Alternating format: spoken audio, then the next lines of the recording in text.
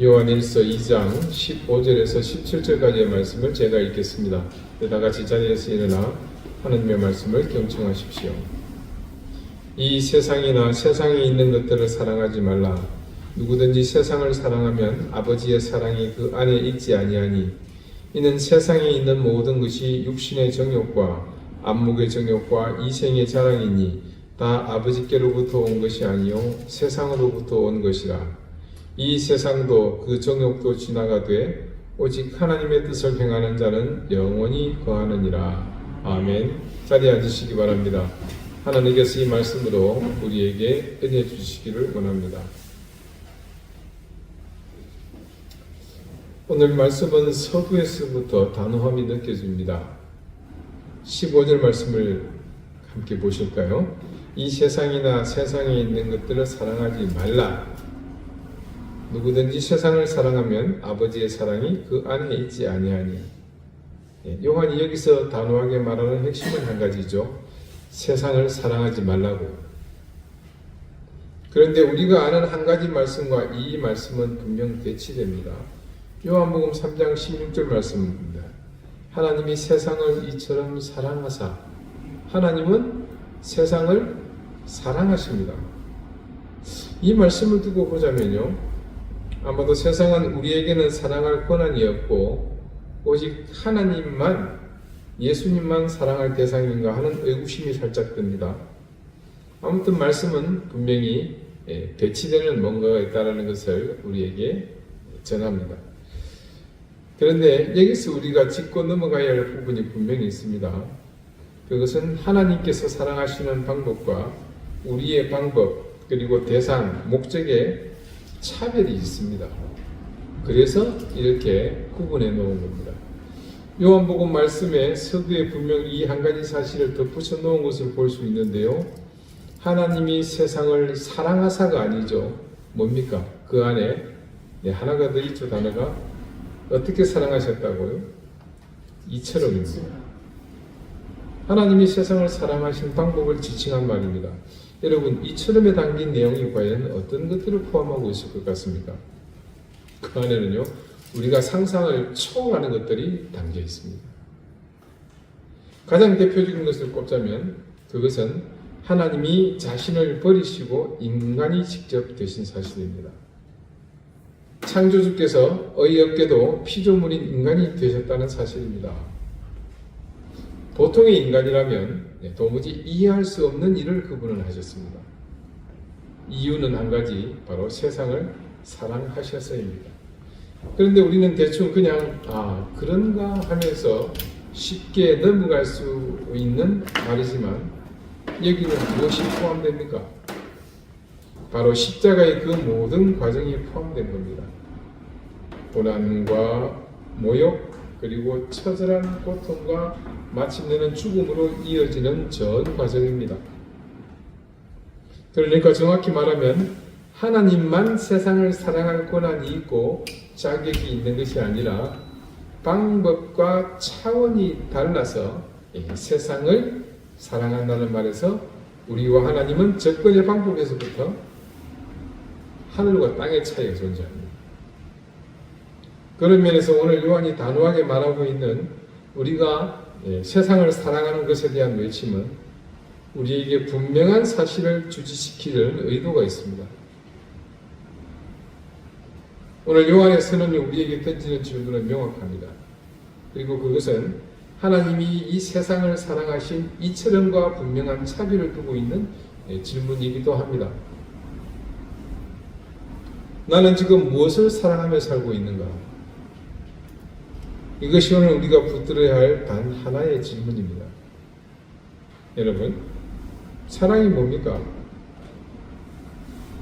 우리는 이런 질문에 좀 익숙하지가 않죠. 사랑이 그냥 사랑이지, 그것을 어떻게 정의한단 말입니까? 그런데 오늘 이 사랑을 바라보는 우리의 시각에서 한번 몇 가지를 확인해 봅시다. 먼저 사랑은 단순한 감정이 아니죠. 사랑은 선택입니다. 그리고 그 선택에 따른 결단이죠. 우리가 무엇을 사랑하느냐는 우리가 무엇을 선택하며 살아가느냐와 같습니다. 이 말에 여러분 충분히 공감하시죠? 청춘 남녀가 결혼을 했습니다. 신혼 시절 두 사람은 큰 꿈을 가지고 있었습니다. 아파트 사고, 좋은 차 사고, 아이들을 좋은 학교에 보내는 것. 그냥 소박할 수 있지만 그래도 그것이 행복이라고 믿고 살았습니다. 남편은 승진을 위해 밤낮없이 일했습니다. 주말도 없었습니다. 아내는 아이들 교육에 모든 것을 쏟아부었습니다. 학원 스케줄 소화하느라 온 가족이 정신없이 바빴습니다. 그렇게 10년이 지났습니다. 아파트도 샀고 차도 샀고 아이들도 좋은 학교로 다 들어갔습니다. 그런데 이상한 일이 벌어집니다. 부부간엔 대화가 없어졌고 아이들은 부모와 눈을 마주치지 않습니다. 겉으로는 다 가진 것 같은데 마음은 텅 비어버렸습니다. 어느 날 남편이 아내에게 물었습니다. 여보, 우리 뭐 하고 사는 거지? 아내도 답을 할 수 없었습니다. 그들은 세상이 말하는 성공을 위해 달려왔지만 정작 사랑해야 할 것들을 잃어버리고 있었던 겁니다. 누구든지 세상을 사랑하면 아버지의 사랑이 그 안에 있지 아니하니. 자, 이 말씀은 우리에게 분명한 선택을 요구합니다. 우리는 하나님을 사랑하든지 세상을 사랑하든지 둘 중 하나를 선택해야 합니다. 회색지대, 중간지대는 없습니다. 예수께서 마태복음 6장 24절에서 이렇게 말씀하셨어요. 한 사람이 두 주인을 섬기지 못할 것이니 혹 이를 미워하고 저를 사랑하거나 혹 이를 중히 여기고 저를 경히 여김이라. 너희가 하나님과 재물을 겸하여 섬기지 못하느니라. 여러분의 시간은 어디로 가고 있습니까? 여러분의 돈은 어디로 갑니까? 여러분의 마음은 무엇으로 채워집니까? 아침에 일어나서 제일 먼저 뭘 생각합니까? 자, 마찬가지로 밤에 잠들기 전 마지막 생각은 무엇입니까? 네, 이 질문의 대답이 바로 여러분이 진짜 사랑하는 겁니다. 우리는 입으로 하나님을 사랑한다고 고백하지만 실제로 우리의 삶을 살펴보면 다른 것을 사랑하며 살고 있지 않습니까? 교회에 나오지만 하나님보다 돈을 더 사랑하고 기도는 하지만 세상의 인정을 더 갈망하고 입술로 찬양을 부르지만 세상의 즐거움을 더 추구하며 살고 있지 않습니까? 우리가 무엇을 사랑하느냐? 여러분, 그것이 우리의 인생 방향을 결정합니다. 자, 오늘 본문 16절을 봅시다. 이는 세상에 있는 모든 것이 육신의 정욕과 안목의 정욕과 이생의 자랑이니 다 아버지께로부터 온 것이 아니요 세상으로부터 온 것이라. 이 말씀에서 요한은 세상에 있는 것들을 세 가지 카테고리로 정의합니다. 첫 번째, 육신의 정욕입니다. 육신의 정욕은 육체가 원하는 모든 쾌락과 욕구를 말합니다. 더 맛있는 것, 더 편한 것, 더 즐거운 것을 향한 끝없는 갈망입니다. 네, 아버지 때부터 교회 열심히 나오던 한 집사님이 골프를 배우기 시작했어요. 직장을 다니니까 주말밖에 칠 시간이 없죠. 처음에 한두 번, 한 달에 한 번 정도, 두 번 그러다가 이게 점점 횟수가 늘어나요. 한 달에 두 번, 세 번 그러다가 이제는 아주 일요일마다 골프장으로 가야 하나 말아야 하나 이게 선택의 기로에 서 있습니다. 그러니까 교회가 잘 멀어지죠. 억지로 참고 토요일 한 번 하고 주일날 교회에 앉아 있는데 예배당에서 목사님 말씀은 하나도 안 들어오고 계속 머릿속에 골프장 생각밖에 없는 거예요. 그래서 결단을 했습니다. 내가 이 예배당에 앉아서 골프장 생각을 하고 앉아 있느니 차라리 골프장에 가자. 그렇게 주일에 골프장에 있으니까 몸은 비록 그린에 있지만 생각은 온통 교회뿐이거든요. 얼마나 좋았겠습니까? 그렇게 말도 안 되게 살다가 어느 날 갑자기 쓰러졌습니다. 암 진단을 받았어요. 병원 침대에 누워서 인생의 흉악간에 다르니까 그래, 골프 친다고 발버둥 치며 쫓아다니는 시간이 뭔 소용이 있나. 그 많은 시간 내가 하나님과 좀 더 가까이 살았더라면 얼마나 좋았을까. 두 번째는 뭡니까? 안목의 정욕이죠. 안목의 정욕은 문자 그대로 눈으로 보고 소유하고 싶어하는 욕망입니다. 더 좋은 것, 더 많은 것, 더 새로운 것을 향한 끊임없는 갈망이죠. 우리는 지금 끊임없는 광고와 SNS의 홍수 속에 살고 있습니다. 핸드폰을 키면 끊임없이 우리에게 뭔가를 보여주죠. 정작 들어가 보면 정해져 있어요. 더 좋은 집, 더 큰 집, 더 좋은 차, 더 멋진 옷, 더 화려한 액세서리, 최신 스마트폰을 보여주며 우리의 마음을 자극합니다. 아는 사람이 새 차를 샀다는 소식을 들으면 마음이 불편합니다. 친구가 더 큰 집으로 이사했다는 말을 들으면 우리 집이 초라해 보입니다. SNS에서 누군가의 화려한 일상을 보면 내 삶이 비참하게 느껴집니다. 젊은이들이 그래서 SNS에 몰두합니다. 자기 계정을 통해서 없으면 남의 것을 빌려다가 자기 것처럼 자랑하죠. 그러면서 또 무언가를 사려고 합니다. 필요해서가 아니라 남들이 있으니까 남들에게 뒤처지는 게 싫어요. 그래서 전도서 4장 4절을 이렇게 증거합니다. 내가 또 본즉 사람이 모든 수고와 모든 재주로 말미암아 이웃에게 시기를 받으니 이것도 헛되어 바람을 잡으려는 것이로다. 안목의 정욕은요 결코 만족을 주지 못합니다. 여러분 내 눈이 싸구려가죠? 아닙니다. 그건 그냥 방치해서 그런 거고요. 조금만 자극을 주고 개발하면 굉장히 고급스러워집니다. 그래서 만족을 몰라요. 우리가 늘 경험하지 않았습니까? 하나 가지면 둘을 원하고 둘을 가지면 셋을 원합니다. 끝이 없습니다. 세 번째 요한이 구분한 카테고리는 뭡니까? 이생의 자랑입니다. 세상적 성공, 지위, 명예, 업적을 자랑하는 겁니다. 내가 뭘 가졌는지, 내가 뭘 이루었는지, 내가 누군지 자신의 가치로 증명하려는 거죠. 한 장로님이 사업에 성공하셨어요. 큰 회사를 운영하고 지역에서도 아주 유명합니다. 교회에도 헌금을 많이 하고요. 그러니까 다들 그분을 존경해요. 그분은 항상 자신의 성공을 이야기합니다. 만나는 사람마다 자기 회사, 자기 업적, 또 그래서 자기가 만나는 유명한 사람들 얘기를 계속합니다. 그것도 좀 많이. 이쯤 되면 주변 사람들이 하나둘씩 그분의 말에 짜증이 나기 시작하죠. 만나기 위하면 자랑하기 바쁘거든요. 어느 날 한 달 전 이 교회에 새로 부임한 젊은 전도사가 눈치 없이 장로님께 얘기를 듣고 있다가 한마디 합니다. 장로님, 하나님께서 장로님을 통해 이루신 일들이 참 많으신데 혹시 하나님보다 그 일들을 더 사랑하고 계신 건 아니시죠? 교인이나 주변의 사람들은 하도 들어서 그러려니 했는데 전후 사정을 모르는 이 젊은 전도사님은 장로님의 그 반복된 자랑이 이해가 안 됐거든요. 그래서 브레이크 없이 액면 그대로 느낀 점을 두고 그렇게 물은 겁니다. 그 질문에 장로님은 할 말을 잃으셨습니다. 가슴이 뜨끔했습니다. 처음에는 화가 났어요. 이 새파란 젊은 사람이 말이야. 돌아가 생각해 보니까 자신도 모르게 하나님의 영광이 아니라 자신의 영광을 구하고 있었던 것을 깨닫게 된 겁니다.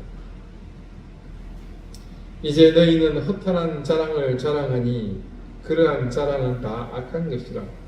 야고보서 4장 16절 말씀인데요. 얼마나 정확한 지적입니까?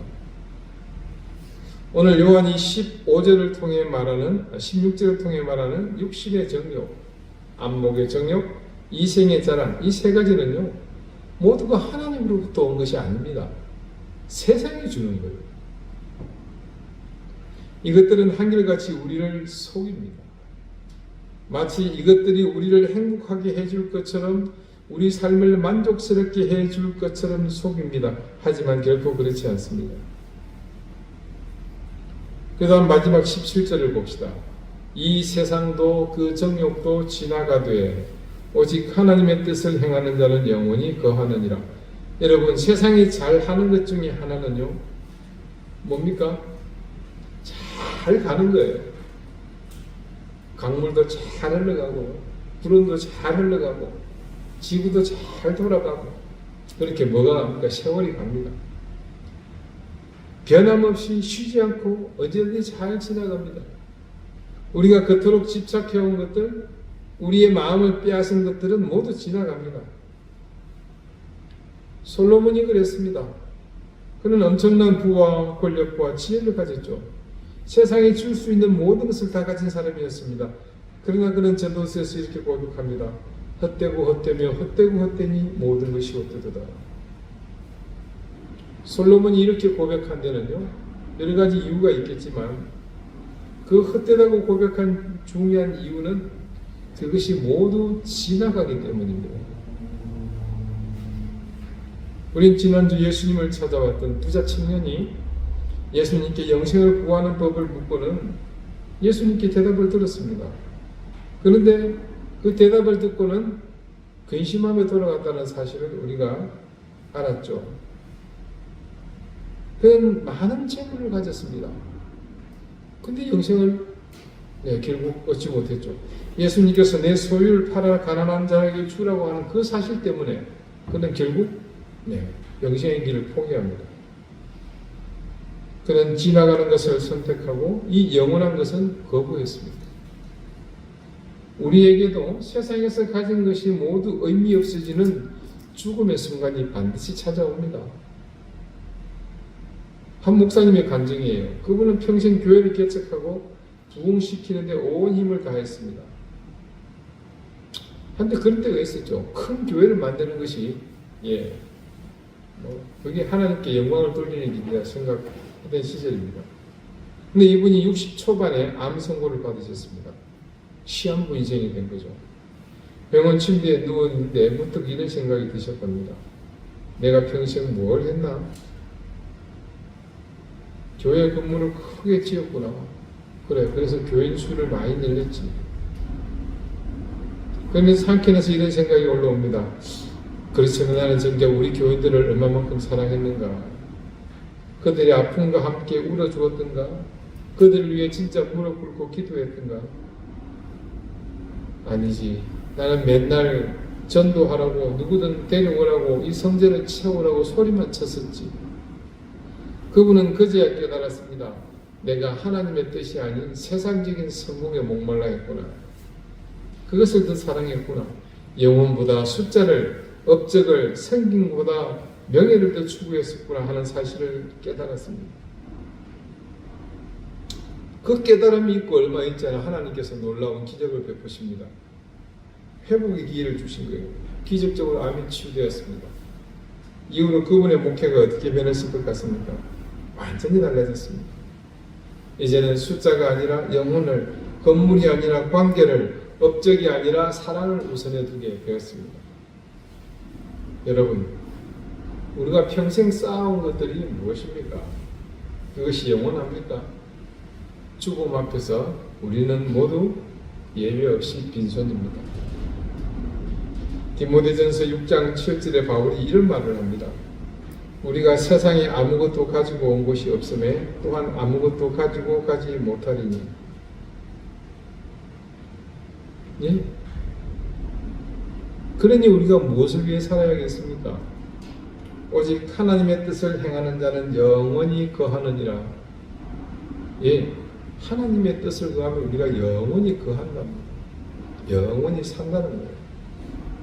여기에 답이 있습니다. 영원한 것을 선택하십시오. 하나님의 뜻을 행하는 것, 그것이 영원히 거하는 길입니다. 구약의 선지자 미가가 이렇게 하나님 앞에 고백하지 않았습니까?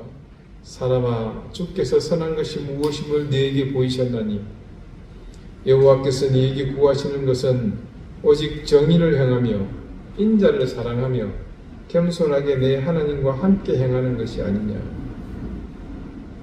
예수님께서는 그것을 이렇게 재해석해 주셨습니다. 너의 마음을 다하고 목숨을 다하고 뜻을 다하여 주 너의 하나님을 사랑하라.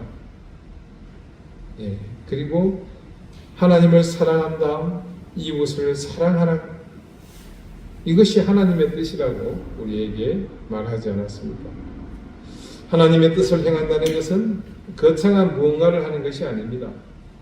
일상 속에서 하나님을 사랑하고 이웃을 사랑하며 정의롭고 인자하게 겸손하게 하나님과 동행하는 겁니다. 어느 권사님 한 분이 목사님의 설교 중 작은 것으로부터 이웃을 사랑하는 것을 실천해 보자. 그것이 곧 하나님을 사랑하는 길이라는 말씀을 듣고 생각을 했습니다. 그리고 주변을 둘러보니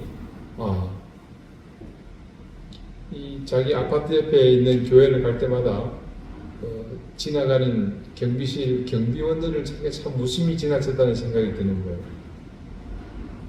그래서 그분들을 섬기기로 작정을 했습니다. 쉬운 일부터 시작했어요. 마침 지금 같은 겨울이어서 따뜻한 음료를 마호병에 보온병에 담아서 갖다 드렸습니다. 여름이 되니까 얼음을 넣어서 시원한 음료를 갖다 드렸습니다. 처음에는 경비원들이 좀 의아해 하셨답니다. 아이고 뭘 이런 걸 다 그러지도 않으셔도 되는데 아이고 왜 이러세요? 그저 권사님은 웃으면서 늘 감사해서요. 항상 수고해 주시잖아요. 그렇게 몇 년이 지났습니다. 이 권사님은 늘 그 하던 일을 반복을 해서 이어왔습니다. 그 경비원 중 한 분이 교회에 나오기 시작을 했습니다. 그리고 얼마 후 세례를 받고 세례식 날 그분이 대표로 간증을 하셨답니다. 저는 평생 교회를 다닌 적이 없었습니다. 그리고 종교 같은 거는 믿지도 않았고요. 그런데 저기 뒤에 앉아 계신 우리 아파트에 살고 계신 저 권사님을 보면서 생각이 바뀌었습니다. 몇 년 동안 한결같이 저를 섬겨주시는 모습을 보면서 예수님이 정말 계시는구나. 저 사람 안에 예수님이 살아계시는구나 하고 느꼈습니다. 그래서 저도 그 예수님이 믿고 싶어졌습니다. 하나님의 뜻을 행하는 삶은 먼데 있지 않습니다. 거창하지도 않고요. 물론 먼 곳에 있는 것도 있습니다. 거창한 것도 있고요. 하지만 가까운 곳에 사소한 일들이 더 많습니다. 바로 그것에 관심을 가지고 그 일을 실천하는 것, 이것이 영원히 거하는 삶입니다. 오늘 요한이 이 편지를 읽는 사람들에게 당부하는 말씀의 핵심은 간단합니다. 사랑의 방향이 여러분의 영혼을 결정합니다. 세상을 사랑하면 세상과 함께 지나갑니다. 그래서 우리가 하나님을 사랑하면 우리는 하나님과 함께 영원히 거하는 겁니다. 지금 이 순간 나는 무엇을 선택하려고 하고 있습니까? 이제껏 나의 선택은 무엇이었습니까? 세상은 늘 우리 귓전에 이렇게 속삭입니다. 우리의 일생 동안 들어왔던 소리죠. 더 많이 가져라. 더 높이 올라가라. 더 크게 자랑해라. 하나님은 대신 우리에게 이렇게 말씀하십니다. 더 많이 나누어라. 더 낮아져라. 더 겸손해라. 더 사랑해라. 이 두 가지의 음성이 우리에게 들려옵니다. 여러분은 어느 음성을 따라 살겠습니까? 저는 한 가지 확신하게 여러분에게 말씀드릴 수 있습니다. 세상의 것들은 결코 우리를 만족시키지 못합니다.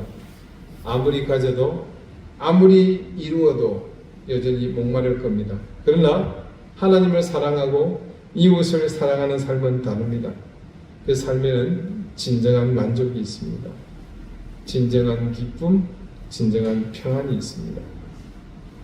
그런데 여러분, 그보다 더 중요한 것이 있습니다. 그 삶이 영원하다는 겁니다. 지나가지 않는다는 겁니다. 그러니 여러분, 이번 한 주간 한번 우리도 그렇게 실험을 해봅시다. 아침 눈을 뜰 때마다 스스로에게 물어보십시오. 나는 오늘 무엇을 사랑하며 살 것인가? 그리고 하나님을 사랑하고 이웃을 사랑하는 삶을 선택하십시오. 구체적으로 이렇게 살아보십시오. 아침에 일어나면 먼저 하나님께 기도합시다. 스마트폰을 보기 전에, 뉴스를 보기 전에 먼저 하나님과 대화하십시오. 일과를 시작하기 위해 집을 나설 때 오늘 하루 누구를 사랑할 것인지 생각하십시오. 가족 중 한 사람에게, 지인에게, 이웃에게 작은 사랑을 실천하십시오. 점심시간에 내가 무엇을 사랑하고 있는지 중간 점검을 하십시오. 일에 쫓기다 보면 자칫 세상의 가치에 빠져들 수 있습니다. 그때마다 하나님께로 다시 돌이키십시오. 저녁에 집에 돌아와서는 가족과 함께 시간을 보내십시오. 스마트폰 내려놓고 TV 끄고 진심으로 대화하십시오. 그렇게 서로를 사랑하십시오. 밤에 잠들기 전에는 오늘 하루를 돌아보십시오. 내가 하나님을 사랑했는지, 이웃은 사랑했는지, 아니면 세상을 사랑했는지 돌아보십시오. 그리고 부족한 부분이 있다면 깨닫고 회개하시고 내일은 오늘보다 더 나은 선택을 하겠다고 다짐하십시오. 이렇게 하루하루를 살아봅시다. 이것이 바로 우리가 영원에 거하는 길입니다. 여러분의 그런 선택들이 여러분의 영혼을 만듭니다. 사랑하는 우리 교우 여러분, 세상은 화려하게 보입니다. 그래서 그것들은 항상 우리를 유혹합니다. 마치 우리를 행복하게 해줄 것처럼 속삭입니다. 하지만 속지 마십시오. 그것들은 모두 지나갑니다. 대신 지나가지 않는 영원한 것을 선택하십시오. 하나님을 사랑하십시다. 그 사랑으로 이웃을 사랑합시다. 하나님의 뜻을 행하며 사십시다. 그렇게 한다면 분명 여러분은 영원히 거할 것입니다.